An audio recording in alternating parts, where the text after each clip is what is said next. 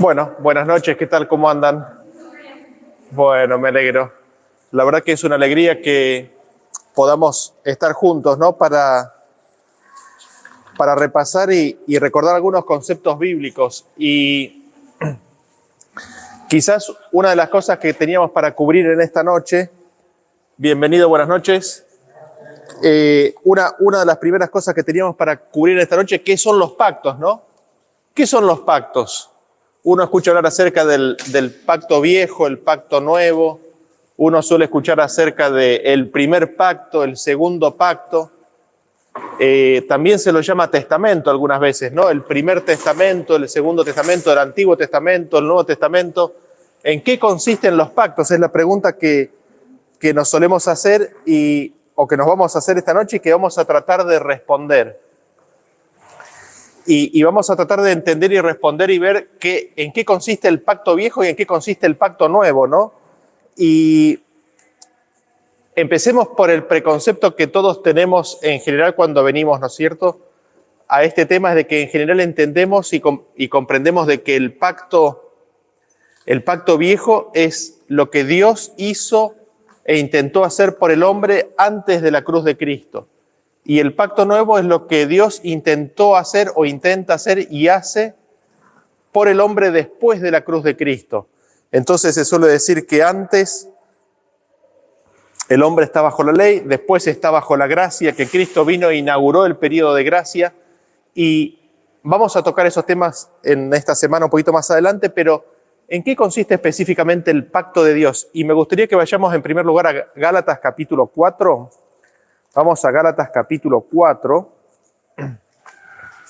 y ahí vamos a leer un versículo en el cual se hace referencia a Abraham y nos vamos a detener en esta noche un poquito en la historia de Abraham también para ver esto, ¿no?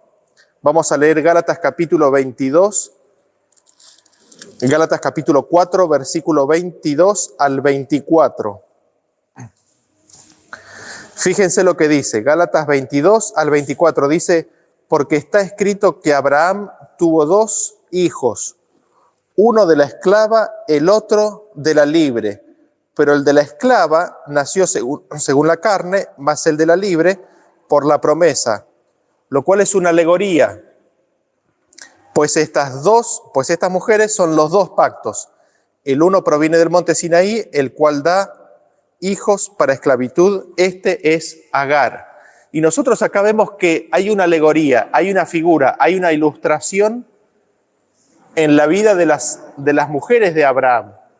Dice, esto es una alegoría. Estas dos mujeres son los dos pactos. ¿Cómo es esto? Nos preguntamos. ¿Cómo es esto de que estas dos mujeres son los dos pactos? Y es interesante porque ella dice, o el versículo aquí nos dice que esto es una ilustración, ¿no es cierto? Y que Agar produce hijos para esclavitud. Y quizás lo mejor que podemos hacer es, vamos a Génesis, veamos un poquito la historia de Abraham y veamos cómo es que esto es así, de que estas dos mujeres, de que Sara y Agar son los dos pactos. En Sara y Agar tenemos el pacto viejo y el pacto nuevo. En Sara y Agar tenemos el pacto antiguo y el pacto nuevo. Tenemos el primer pacto y el segundo pacto. ¿Cómo es posible esto? ¿Cómo es posible que en estas dos mujeres sean los dos pactos? Esa es la primera pregunta. La segunda pregunta es, o quizás el segundo comentario es, acá hay un hombre que se llama Abraham, que es el padre de la fe, que en su vida tuvo los dos pactos. La tuvo a Sara y la tuvo a Agar, ¿no? Entonces vamos al libro de Génesis, vamos al capítulo 13, Génesis capítulo 13, y vamos a leer, ustedes recordarán que Abraham tuvo un llamamiento, salió, y viene una promesa bien específica. Acá viene una promesa de Dios, ¿no? Génesis 13, 15 y 16, dice, Jehová le habla a Abraham, ¿no es cierto? Le dice, porque toda la tierra que ves, te la daré a ti y a tu descendencia para siempre, y haré tu descendencia como el polvo de la tierra, que si alguno puede contar el polvo de la tierra, también tu descendencia será contada. Entonces nosotros, ¿qué es lo que tenemos acá en Abraham? En Abraham viene o Abraham recibe la palabra de Dios. Y la palabra de Dios que dice, esta tierra toda la que ves te la daré a ti y tendrás una descendencia. Vas a tener una descendencia tan grande, tan numerosa, que si alguien puede contar el polvo de la tierra, va a poder contar tu descendencia. Esa es la palabra de Dios, esa es la promesa de Dios para Abraham. Ahora, para Abraham tener descendencia, tiene que tener hijos, ¿no es cierto? Y aquí, Abraham, ¿con quién estaba casado? Estaba casado, se había unido en matrimonio, era su esposa, la esposa de toda la vida, Sara, ¿no es cierto? ¿Y qué es lo que sucede con Sara? ¿Puede Sara concebir? Sara no puede concebir. Sara se demora, ¿no es cierto? Sara se demora, pero la promesa de Dios está. La promesa de Dios está en de que vos vas a tener una descendencia que va a ser como la arena del mar, como el polvo de la tierra. Pero Sara no da luz. Sara no está dando luz. ¿Qué hacemos, no? ¿Qué hacemos? Es la pregunta del hombre. ¿Y qué es lo que vemos? Vamos a Génesis capítulo 16.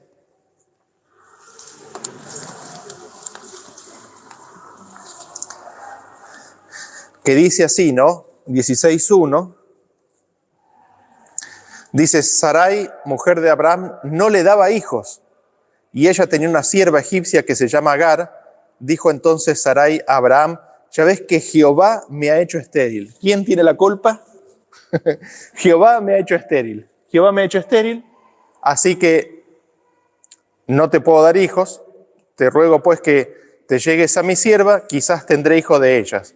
Y atendió Abraham el ruego de Sarai, y Sarai, mujer de Abraham, tomó a Agar, su sierva egipcia, al cabo de 10 años de haber habitado Abraham en la tierra de Canaán, y la dio por mujer a Abraham, su marido, y Agar concibió y dio a luz un hijo.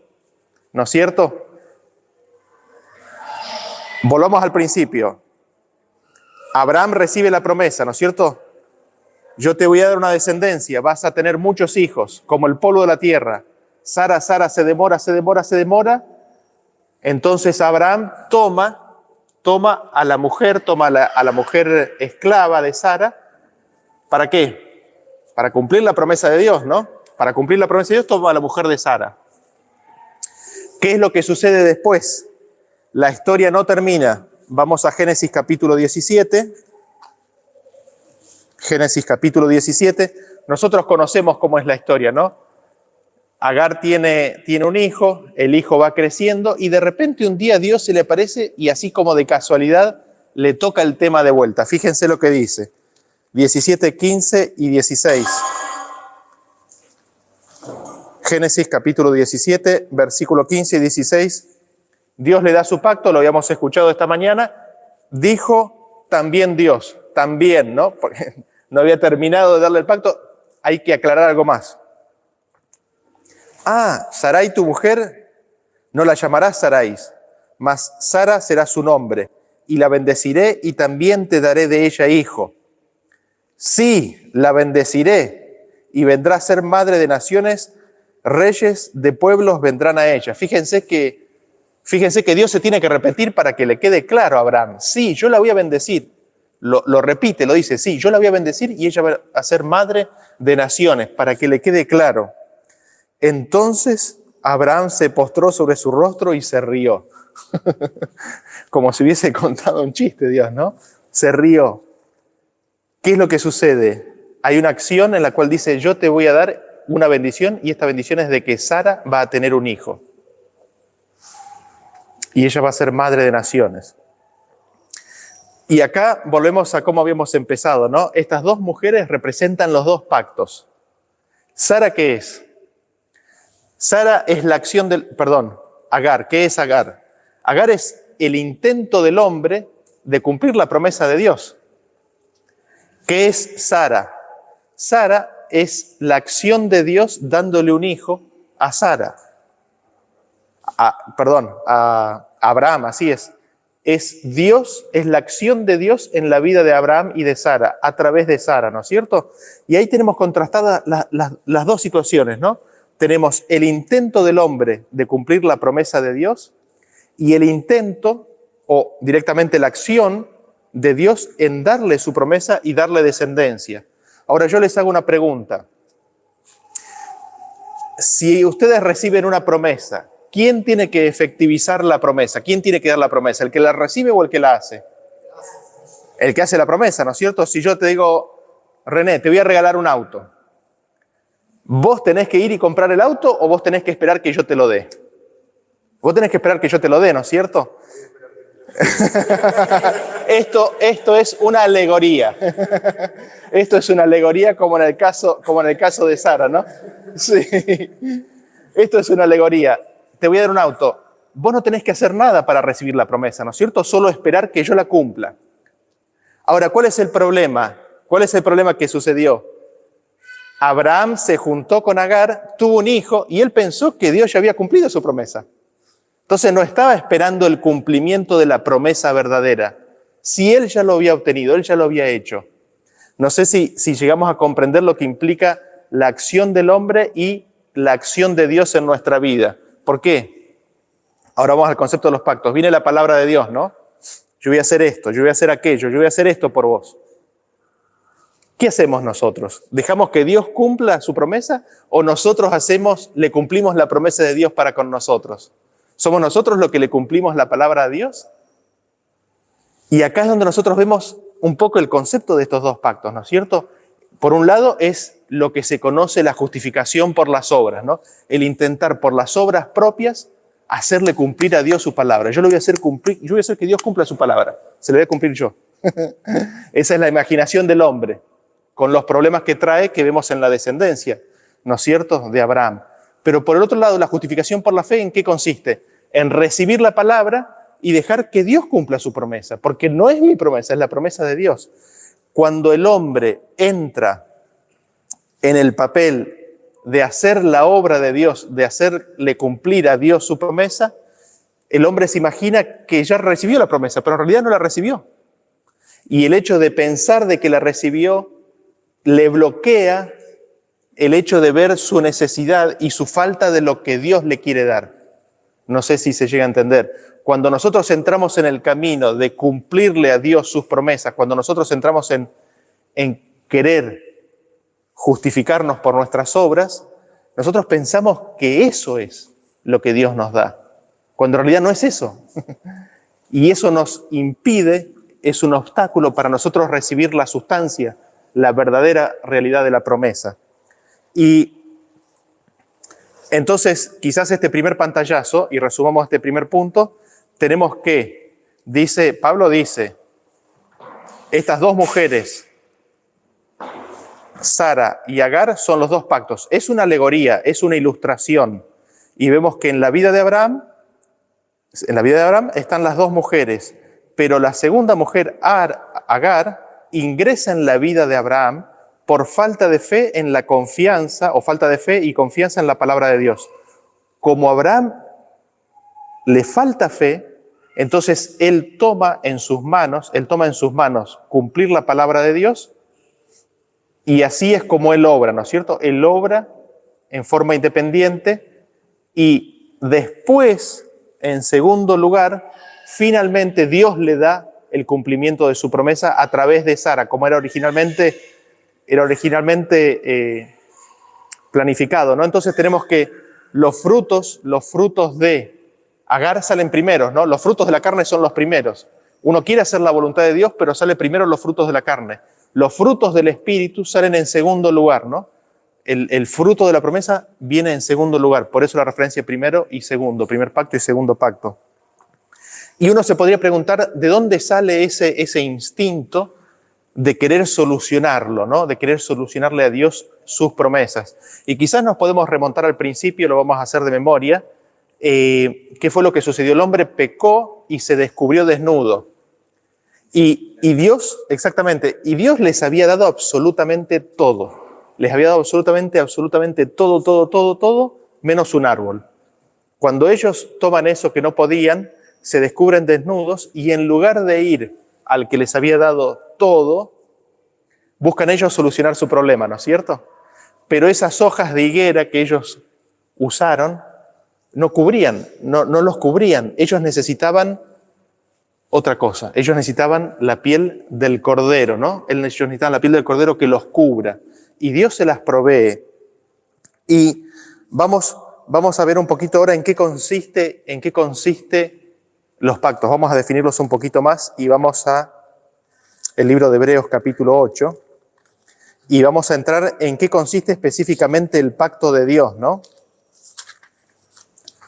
Hebreos capítulo 8 y primero vamos a leer el versículo 6 al 8. Hebreos capítulo 8, versículos 6 al 8, dice: pero ahora, está hablando de Jesús, ¿no? Está hablando de Jesús como sumo sacerdote. Dice: pero ahora tanto mejor ministerio es el suyo, cuanto es mediador de un mejor pacto, establecido sobre mejores promesas. Porque si aquel primero hubiera sido sin defecto, ciertamente no se hubiera procurado lugar para el segundo. Entonces, reprendiéndolos, dice: aquí vienen días, dice el Señor, en que estableceré con la casa de Israel y la casa de Judá un nuevo pacto. Noten ustedes lo que nos dice. Dice que Jesús es el mediador de un pacto que es mucho mejor. Con lo cual, evidentemente, el segundo pacto, el pacto nuevo, es mejor. Y el primer pacto no está tan bueno. ¿Por qué? Porque está establecido en promesas diferentes. Hay un tipo de promesas y hay otro tipo de promesas. Y después dice, y reprendiéndolos, algunas traducciones dicen, y hallando falta en ellos, les dice, ¿no? Entonces, evidentemente, la falla, el problema, las promesas que no son tan buenas, el pacto que no es tan bueno, están los receptores, están los hombres. Y esto lo vamos a cubrir mañana en detalle, a la primera hora. Está haciendo referencia a las promesas que el pueblo de Dios, el pueblo de Israel, cuando salió de Egipto, le hace a Dios. Dios les da sus promesas y el pueblo de Israel le da sus promesas a Dios, ¿no? Es como que se entran a tirar promesas, ¿no? Dios le da su promesa y el hombre: yo te prometo que voy a hacer esto. Y en realidad Dios no le había pedido nunca eso. Y así es como los dos pactos están establecidos en mejores y peores promesas. Las promesas del hombre, los intentos del hombre, no son buenos. El hombre no llega. Sin embargo, lo único que necesita el hombre es la promesa de Dios, esas mejores promesas. Por eso dice que Jesús es el mediador de un mejor pacto. ¿Por qué? Porque Jesús es el que hace efectiva la promesa de Dios. Él es el que la trae a la realidad. Jesús no es el que hace efectivas mis promesas. Jesús es el que hace efectivas las promesas de Dios. ¿Y en qué consiste entonces este pacto de Dios? ¿En qué consiste estas promesas de Dios? Fíjense, lo vamos a leer del versículo 10 al 12 de este mismo capítulo. Acá viene el pacto de Dios. Ahora vamos a ver en qué consiste la promesa, el pacto de Dios. Lo que Dios quiere hacer en nosotros. Y ahora, noten ustedes, ¿no? ¿Qué significa esto? Estas son las promesas, están basadas en mejores promesas. Este es el pacto de Dios. Es la obra de Dios, ¿sí? No es la obra del hombre, es la obra de Dios. Acordémonos de la historia de Abraham. Dice: por lo cual, este es el pacto que haré con la casa de Israel. Después de aquellos días, dice el Señor, pondré mis leyes en la mente de ellos y sobre su corazón las escribiré y seré a ellos por Dios y ellos me serán a mí por pueblo. Y ninguno enseñará a su prójimo ni ninguno a su hermano diciendo: conoce al Señor, porque todos me conocerán, desde el menor hasta el mayor de ellos, porque seré propicio a sus injusticias y nunca más me acordaré de sus pecados y de sus iniquidades. Así nosotros vemos que la promesa de Dios tiene el pacto de Dios tiene dos componentes básicos. Uno es el grabar su ley en nuestros corazones. Esto nosotros por otros versículos sabemos que lo hace por medio del Espíritu. Dios envía el Espíritu Santo y es el Espíritu el que graba su ley en nuestros corazones. ¿Y el otro componente en qué consiste? En el perdón, ¿no es cierto? Esos son los dos componentes del pacto, las promesas de Dios. Dios dice: yo te voy a perdonar y yo te voy a grabar mi ley, voy a grabar mi ley en tu corazón y ahí me vas a conocer. Y una vez que me conozcas, ya está básicamente. Esos son los son los dos pilares fundamentales del pacto de Dios. Vamos a ver el tema del perdón, vamos a analizar un poquito el tema del perdón y después vamos a analizar un poquito el tema del Espíritu Santo. Pregunta, y acá volvamos al concepto, ¿no? El concepto tradicional es los dos pactos, antes de Cristo, pacto viejo, después de Cristo, pacto nuevo. Pero recién leímos que Abraham tuvo los dos pactos, gracias. Este pacto de Dios, ¿será que es el pacto nuevo? ¿Será que el perdón está solo después de Cristo? ¿Será que Dios no perdona a los que vivían antes de Cristo? Es absurdo considerar eso, ¿no es cierto? El perdón estuvo disponible desde el principio y nosotros tenemos confirmación de eso porque sabemos que Dios se llevó a Enoc, Dios se llevó a Elías, Dios resucitó a Moisés. Todas esas son evidencias de que Dios estaba dando su perdón desde el momento mismo en que el hombre pecó, estaba dando su perdón. Eso es la evidencia de que el pacto de Dios, el pacto nuevo, estaba disponible ahí desde el mismo comienzo del pecado del hombre. En un ratito entramos en el tema del Espíritu, pero vamos a Hechos capítulo 5, versículo 31. Hechos capítulo 5. Hechos capítulo 5, ¿no? Hechos capítulo 5, versículo 31. Acá Pedro está hablando y está hablando de Jesús. Dice, a este Dios ha exaltado con su diestra por príncipe y salvador para dar a Israel arrepentimiento y perdón de pecados. ¿Qué es lo que hace Cristo con nosotros? ¿Qué es lo que nos da? Arrepentimiento y perdón. Y hay una secuencia, ¿no? Es como que Dios no puede dar perdón si no hay arrepentimiento, pero para darnos arrepentimiento es algo que yo puedo manufacturar, es algo que yo puedo fabricar dentro de mí mismo. Yo ahora me arrepiento de haber hecho esto. ¿O es algo que Cristo me da? Pregunta, según este versículo, ¿el arrepentimiento de dónde sale? Cristo, ¿no es cierto? Cristo nos da el arrepentimiento y nos da el perdón. Es increíble. Y fíjense que vienen tan juntos que parecería, ¿no? Y me parece que es así, es que viene el arrepentimiento, o sea, viene la convicción de pecado, uno es convencido de pecado, y con eso viene el arrepentimiento, pero ahí viene el perdón, es como que vienen juntos, arrepentimiento y perdón, tomá. Pero hay que recibir el arrepentimiento primero, ¿no es cierto? Arrepentimiento y perdón, aquí va. Y esto no es algo que nosotros podamos hacer por nosotros mismos, es algo que Cristo nos da, es algo que Cristo nos da. Fíjense ustedes lo que dice en este mismo libro, capítulo 11, versículo 18. Capítulo 11, versículo 18. Dice, entonces oídas estas cosas callaron y glorificaron a Dios diciendo, de manera que también a los gentiles ha dado Dios arrepentimiento para vida. Dios es el que da arrepentimiento para vida, por medio de Cristo, ¿no es cierto? Lo habíamos leído en el versículo anterior, que era Cristo, ahora vemos que es Dios por medio de Cristo. Y fíjense lo que dice el capítulo 26, versículo 18. 26, 18. Dice, este Jesús que está hablando, dice, sí, gracias, el 15, soy Jesús a quien tú persigues. Ahí está, dice el 15, yo entonces dije, ¿quién eres, Señor? Y el Señor dijo, yo soy Jesús a quien tú persigues. Y sigue hablando Jesús y el 18 dice, para que abra sus ojos, para que se conviertan de las tinieblas a la luz y de la potestad de Satanás a Dios, para que reciban por la fe que es en mí, ¿qué cosa? Perdón de pecados y herencia entre los santificados. Es decir, el arrepentimiento y el perdón es algo que Dios nos da por medio de Cristo. Eso está en Cristo. Cristo lo tiene. Cuando nosotros recibimos a Cristo, recibimos lo que Él tiene. Y lo que Él tiene es perdón, es arrepentimiento y perdón. Sí, César. También a Cristo dice, la virtud que proviene de Cristo es la que nos impulsa al arrepentimiento. Exactamente, el ver su virtud, ¿no? No es el dolor por las consecuencias que estoy sufriendo, ¿no?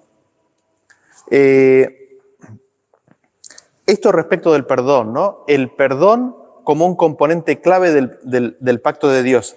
¿qué respecto del Espíritu, qué respecto del don del Espíritu Santo, que es parte de la promesa de Dios? Y acá me gustaría leer un par de versículos que hacen referencia a cómo Dios les dio y les quiso dar el Espíritu Santo al pueblo de Dios en la antigüedad, que Dios los quería salvar con su Espíritu, sin embargo que muchos de ellos lo rechazaron. Fíjense lo que dice Isaías 63. Isaías 63.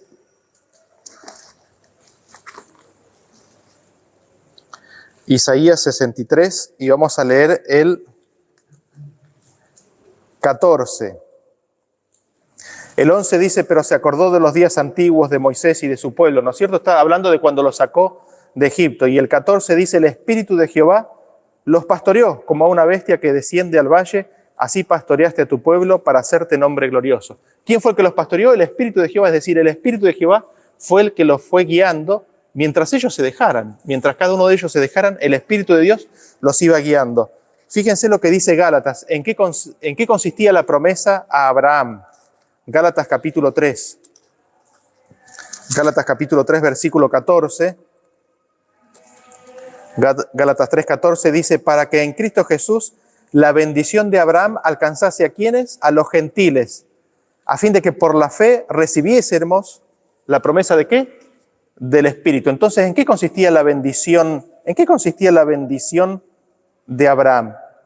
La bendición de Abraham que tenía que alcanzar a los gentiles consistía precisamente en que recibir el Espíritu. Vean ustedes cómo lo dice Ageo, capítulo 2, versículo 5. Ageo, el libro de Ageo.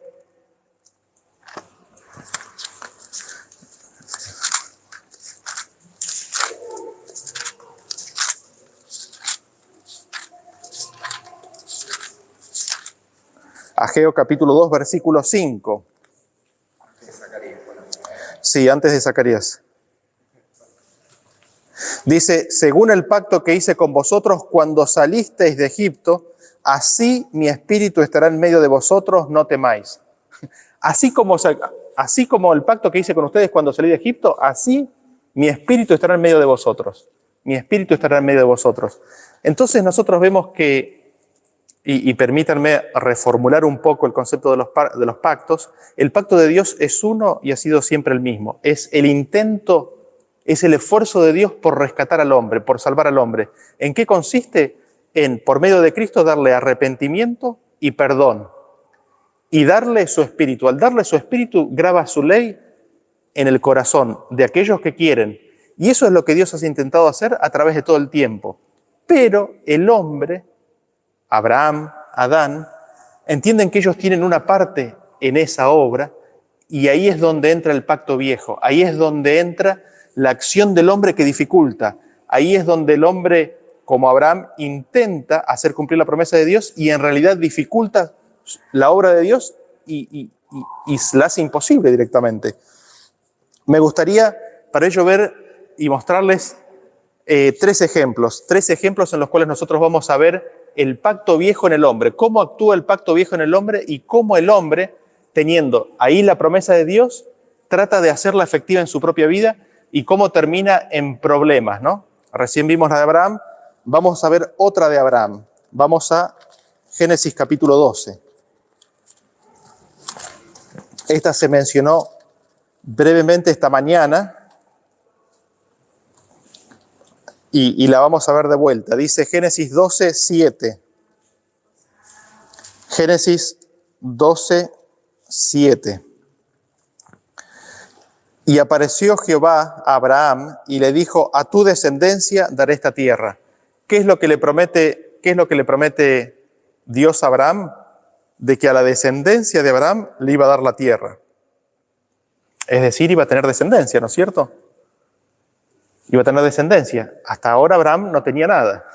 Para que Dios pueda cumplir su promesa, Abraham tenía que tener descendencia. Fíjense qué es lo que sucede ahora. Hay hambre en la tierra. Vamos a leer del 10 al 13 de este mismo capítulo. Hubo entonces hambre en la tierra y descendió Abraham a Egipto para morar allí, porque era grande el hambre en la tierra. Y aconteció que cuando estaba para entrar en Egipto, dijo a Sarai su mujer, he aquí, ahora conozco que eres mujer de hermoso aspecto. Y cuando te vean los egipcios, dirán, su mujer es, y me matarán a mí y a ti te reservarán la vida. Ahora pues, di que eres mi hermana, para que me vaya bien por causa tuya y viva mi alma por causa de ti, ¿no? Y uno piensa, pero esto en vez de solucionar el problema lo agrava, porque si es la hermana, está libre, ¿no es cierto? Si es la hermana, está libre para casarse. ¿Por qué hace eso? Y fíjense ustedes, ¿no? ¿Qué es lo que tiene? Pensemos un poquito en esto. ¿Qué es lo que tiene Abraham? Abraham tiene la palabra de Dios que dice, a tu descendencia le voy a dar esta tierra. Abraham no tenía descendencia todavía. A tu descendencia se la voy a dar. Es decir, Dios le estaba diciendo que él iba a tener descendencia. Todavía no tenía. Ahora va a Egipto. Si él se hubiese aferrado a la promesa de que a su descendencia le iba a ser dada la tierra, no tendría que haber temido por su vida. No sé si me llego a expresar claramente. ¿Por qué? Porque Dios le dijo que se le iba a dar a su descendencia. ¿Qué es lo que diseña Abraham? Abraham arma una estrategia, arma un plan.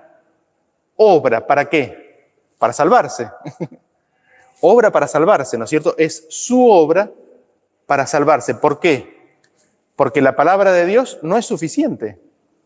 La palabra de Dios que dijo, a tu descendencia le voy a dar la tierra, para Abraham no le alcanzaba. No le era suficiente. No le alcanzaba la palabra de Dios. Él necesitaba hacer algo. Él necesitaba salvarse a sí mismo. La palabra de Dios no era suficiente. Entonces, ¿qué hace? Presenta una mentira, ¿no es cierto? Presenta una mentira. ¿Qué es esto? Tenemos la palabra de Dios. Para Abraham, en ese momento, la palabra de Dios no es suficiente y él obra, hace una acción, hace un plan para salvar su vida. Eso es el viejo pacto, es el intento del hombre de salvar su vida, de hacer verdad la promesa de Dios, de cumplir la promesa de Dios. Y si nosotros vamos un poquito más adelante, y esto, o sea, quédense tranquilos que no es un problema de la familia de Abraham, sino que es un problema de la humanidad, vemos a Jacob, está la promesa de la primogenitura, ¿no es cierto? y Abraham, como habíamos charlado esta tarde, Jacob, iba a recibir la bendición de la primogenitura a través de los canales naturales. Pero ¿qué es lo que sucede?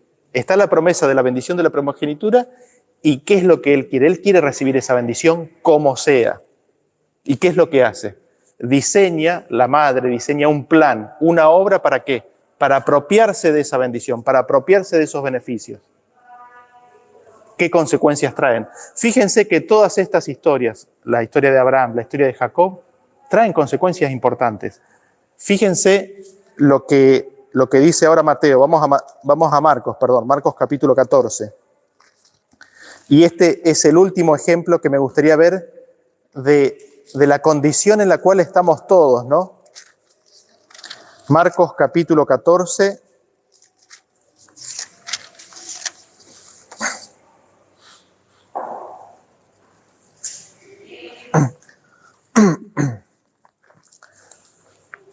Y quizás, antes de leerlo, quizás el punto principal de lo que estamos diciendo aquí es el siguiente. El hombre no se puede salvar a sí mismo. Le es imposible al hombre salvarse a sí mismo. Le es imposible al hombre, por sus propios méritos y esfuerzos, recibir las promesas de Dios. Es imposible.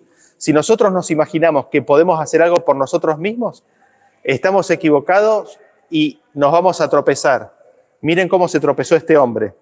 Marcos capítulo 14, y vamos a leer del 26 al 31. Dice, cuando hubieron cantado el himno, salieron al monte de las Olivas. Entonces Jesús les dijo, todos os escandalizaréis de mí esta noche, porque escrito está, heriré al pastor y las ovejas serán dispersadas. Pero después que haya resucitado, iré delante de vosotros a Galilea. Fíjense lo que pasa ahora, ¿no? Entonces Pedro le dijo, aunque todos se escandalicen, yo no. Pedro dice, ¿los veo a los otros discípulos? Sí, ellos te van a rechazar, es lo más probable. Yo, Señor, yo no. Ellos sí, los veo, pero yo no. Y le dijo Jesús, de cierto te digo que tú, hoy, en esta noche, antes que el gallo haya cantado 2 veces, me negarás 3 veces. Mas él con mayor insistencia decía, si me fuera necesario morir contigo, no te negaré. También todos decían lo mismo. ¿Vieron cuál es la condición del hombre? Yo voy. La condición del hombre es, yo puedo, yo lo voy a hacer. Yo puedo, yo lo voy a hacer. Los otros sí. Yo veo claramente que los otros van a fallar, pero yo no. Y el Señor le está diciendo, por ti mismo no podés hacer nada. Vas a fallar. Fíjense que Pedro declara algo de sí mismo y Jesús declara algo de Pedro. ¿Quién conoce más? ¿Quién conoce más a Pedro? ¿Conoce Pedro a Pedro mejor que Jesús? ¿O Jesús conoce mejor a Pedro que Pedro mismo? ¿Quién conoce a quién? ¿Quién conoce a quién? ¿Qué es lo que sucede? Hay un contexto en el cual Pedro sí parece valiente. 46 y 47 de este versículo. 46 de este capítulo, perdón. Entonces ellos le echaron mano y le prendieron, pero uno de los que estaban allí, sacando la espada, hirió al siervo del sumo sacerdote cortándole la oreja. Y respondiendo Jesús les dijo, como contra un ladrón habéis salido. Fíjense que en ese momento, en las armas carnales, en la lucha carnal, aparentemente ellos estaban dispuestos. Pedro estaba dispuesto a morir por el Señor. Pero el Señor dijo, el que espada mata, espada muere. No viene por la espada la salvación. No lo hagas. No lo hagas. Y fíjense lo que sucede un poquito más adelante. Y vamos a leer el recuento de Lucas. Vamos a ver cómo lo vive Pedro en Lucas capítulo 22. Lucas capítulo 22 y vamos a leer del versículo 54 al 62. Lucas 22, 54 al 62 y dice, y prendiéndole le llevaron y le condujeron a casa del sumo sacerdote y Pedro le seguía de lejos. Y habiendo ellos encendido fuego en medio del patio, se sentaron alrededor y Pedro se sentó también entre ellos. Pero una criada al verle sentado al fuego se fijó en él y dijo, también éste estaba con él. Pero él lo negó diciendo, mujer, no lo conozco. Un poco después, viéndole otro, dijo, tú también eres de ellos. Y Pedro dijo, hombre, no lo soy. Como una hora después, otro afirmaba diciendo, verdaderamente también éste estaba con él, porque es Galileo. Y Pedro dijo, hombre, no sé lo que dices. Y enseguida, mientras él todavía hablaba, el gallo cantó. Y en los otros evangelios dice que él empezó a maldecir, ¿no es cierto? ¿Por qué? Porque la forma en la cual hablaba Pedro se hacía evidente de que había caminado con Jesús. Entonces tenía que hablar de una forma que era diferente a como quien había estado con Jesús. Y empieza a maldecir y a decir palabras que no son buenas para demostrar que él no estaba.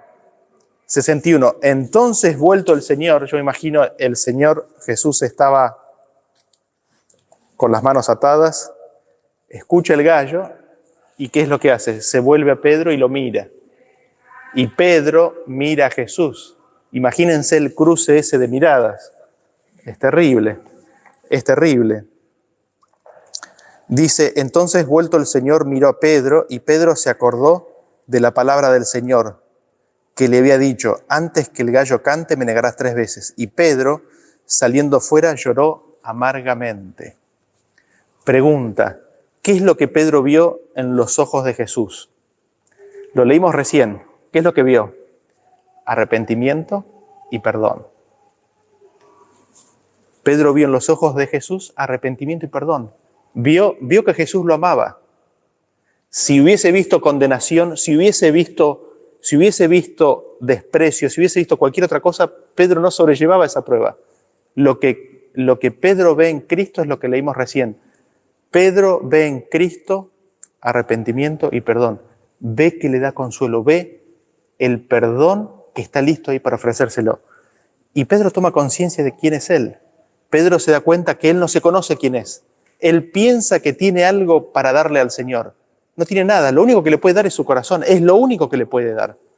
Y sale corriendo y llora amargamente, dice el versículo. Y quizás cerrando este tema y concluyendo, ¿qué son los pactos? Nosotros vemos que los pactos, vemos que el pacto de Dios es la promesa de Dios, ¿no? Es la palabra de Dios o el pacto de Dios. En realidad el pacto de Dios es más que las promesas. En realidad el versículo de Hebreos que leímos recién dice que el pacto está basado, como que está construido sobre las promesas de Dios. Y vemos que el pacto de Dios consiste en dos cosas: perdón y de que Él va a grabar su ley en nuestros corazones. ¿Qué implica eso? Eso implica que vamos a hacer de corazón lo que es propio a la ley de Dios. Lo vamos a hacer de corazón. Lo vamos a hacer porque lo queremos. Él nos va a cambiar el corazón. Y esto es una confrontación con nuestra realidad. Cuando nosotros miramos la ley de Dios, miramos sus mandamientos, ¿cómo nos sentimos? ¿Es algo que nos sale de corazón o es algo que estamos ahí remando en el dulce de leche? ¿Cómo sale eso? Y acá no necesitamos engañarnos a nosotros mismos. Yo no tengo que forzar nada. Yo no tengo que cumplir la promesa al Señor. ¿Qué es lo que tengo que decirle al Señor? Señor, cumple en mí tu promesa de que me vas a cambiar el corazón y que de corazón voy a guardar tu ley. Graba en mí tu ley. Graba en mí tu ley. Perdona mi pecado. Ese es el pacto de Dios. Esa es la promesa de Dios. Esa es la obra de Dios. Esa es la justificación por la fe. ¿Justificación por la fe? ¿Por qué fe? Porque creemos en esa promesa. Si nosotros creemos en esa promesa, entramos en su reposo. Descansamos. ¿Por qué? Porque sabemos que el que empezó en nosotros la buena obra, ¿qué es lo que va a hacer? La va a terminar, la va a completar, la va a perfeccionar y la va a cerrar. Esa es la justificación por la fe, no es otra cosa. Y por el otro lado, ¿qué es lo que tenemos? El pacto viejo, que en realidad es mucho más, o abarca bastante más de lo que hemos hablado, pero básicamente ¿de qué consiste? Consiste en escuchar, recibir las promesas de Dios y ¿qué? Y de nosotros tratar de cumplirlas. Es nosotros tratar de, en nuestro propio esfuerzo y mérito, hacer realidad lo que Dios quiere hacer en nosotros. ¿Lo vimos en qué? Lo vimos en la historia de Abraham con Sara y Agar. Lo vimos en la historia de Abraham cuando cuando mintió respecto de su esposa. Lo vimos en Jacob, lo vemos en Pedro. La condición natural del ser humano es de querer hacer la obra de Dios. Y es como quien hace un desastre, ¿no? Si yo hago un desastre, lo quiero arreglar yo, ¿no es cierto? Es como que nos sale en forma natural.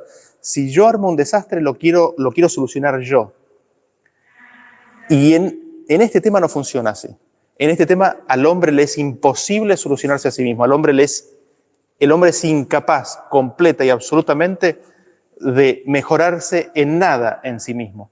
El único que puede cambiarnos y salvarnos de esta situación es Cristo Jesús. ¿Cuál es el problema? Es que nosotros estamos agarrados al volante de la vida y no confiamos en las promesas de Dios. No le tenemos fe. No creemos de que Él puede protegernos y cuidarnos y proveer por nosotros. Y les doy un ejemplo bien práctico. El versículo dice: mas buscad primeramente el reino de Dios y su justicia. Y todas estas cosas, habla acerca del sustento, de la comida, del pan, de todo lo que Dios sabe que nosotros tenemos necesidad. Todo lo demás será añadido. ¿Quién de nosotros vive eso? ¿Quién busca primeramente el reino de Dios esperando de que Dios nos dé el sustento, la comida, el pan, la ropa? ¿Confiamos en esa palabra o no confiamos? Si usted me pregunta, yo creo que no confiamos. Si me miro a mí mismo, ¿no? Y eso nos muestra un poco el grado de caminar que tenemos por delante. Dios quiere hacer grandes cosas en nuestra vida, pero no las puede hacer porque no le creemos y no confiamos en sus promesas, no confiamos en su palabra. Y vamos concluyendo con Isaías capítulo 42.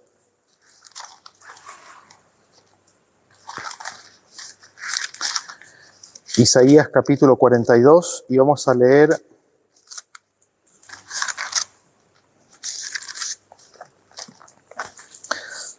del 1 al 7. Vamos a leer todo, pero hay una parte que quiero resaltar. Dice: he aquí mi siervo, Yo le sostendré mi escogido, en quien mi alma tiene contentamiento. He puesto sobre él mi espíritu. Él traerá justicia a las naciones. Se está hablando del Mesías, se está hablando de Cristo. No gritará ni alzará su voz, ni la hará oír en las calles. No quebrará la caña cascada, ni apagará el pábilo que humeare. Por medio de la verdad traerá justicia. No se cansará ni desmayará hasta que establezca en la tierra justicia, y las costas esperarán su ley. Así dice Jehová Dios, creador de los cielos y el que los despliega, el que extiende la tierra y sus productos, el que da aliento al pueblo que mora sobre ella y espíritu a los que por ella andan.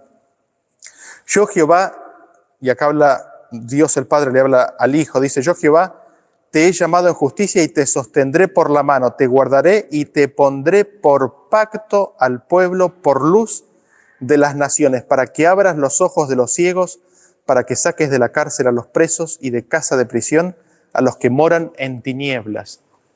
Esto fue lo que Juan el Bautista vio a través de los mensajeros, ¿no? Él había ido a preguntar: ¿eres tú el Mesías? Entonces los mensajeros vieron la obra de Jesús, fueron, contaron, y él conectó con este versículo. Todos los milagros que Jesús hacía eran estos. Pero fíjense que dice que Dios puso a Cristo como pacto. Dios puso a Cristo como pacto. Entonces, ¿qué es el pacto nuevo? Es Cristo. Es la presencia de Cristo en nuestro corazón. Por eso dice: ya no vivo yo, más vive Cristo en mí. Es Él el que vive, ¿no? Y lo que ya vivo, no lo vivo según la carne, sino lo vivo en la fe del Hijo de Dios, ¿no es cierto? Y es interesante, es muy interesante, porque la palabra pacto en hebreo tiene un significado y en griego tiene otro significado. El significado en hebreo, entre los significados, está el de partir. ¿Por qué? Porque ustedes recordarán, lo habíamos visto esta mañana, que hubo un sacrificio y se partieron, ¿no es cierto? Se partió el cuerpo de los sacrificios y Abraham pasó de por medio. La palabra pacto en hebreo tiene la connotación y lleva el de partir. ¿Y qué es lo que dijo Cristo en la Santa Cena? Este es mi cuerpo, que por vosotros es partido. Esta es la sangre del pacto nuevo, ¿no es cierto? Así es como Cristo nos es dado por pacto nuevo. ¿Cómo? Al recibir su Espíritu y al recibir su perdón. Así que mi anhelo y mi deseo es de que dejemos de tratar de cumplir las promesas de Dios, sino que le dejemos a Dios cumplir sus promesas en nosotros, y de que recibamos el pacto nuevo, que recibamos las promesas de Dios, que recibamos a Cristo en nuestra vida. ¿Para qué? Para que Él pueda hacer todo lo que quiere hacer, darnos vida nueva. Así que ese es mi deseo y oración para cada uno de ustedes. Si les parece, nos ponemos de rodillas y oramos.